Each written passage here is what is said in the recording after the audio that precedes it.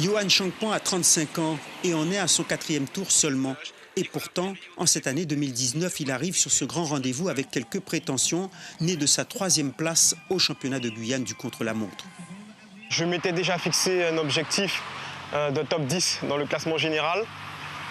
Mais vraiment sans prétention, on s'était préparé pour ça. Dans ma tête, sachant que j'avais quand même fait une place de 2e vice-champion du contre-la-montre. Et on sait très bien que c'est un des atouts pour pouvoir bien figurer sur le Tour de Guyane et pouvoir jouer le top 10. Donc j'avais un peu tout ça dans la tête.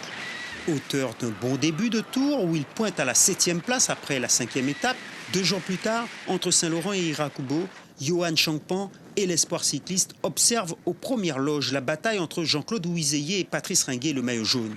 On avait reçu des consignes, donc c'était rester vigilant, se maintenir, sachant que Patrice Ringuet était maillot jaune. Donc à la rigueur, surtout surveiller les plus dangereux. Et on a été chercher des attaques. Et au moment où Ouizeye sort, malheureusement, pas forcément la possibilité d'aller le chercher. Et on se dit bon, que les équipes vont prendre leurs responsabilités. Et voilà, ça a donné ce que ça a donné ce jour-là.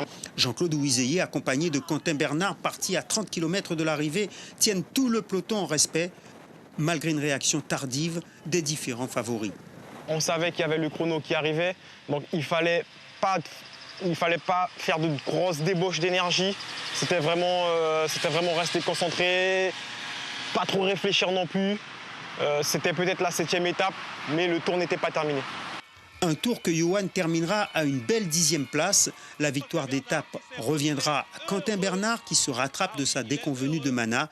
Quant à Jean-Claude Ouizeye, il retrouve un maillot jaune qu'il avait revêtu à l'issue de la première étape.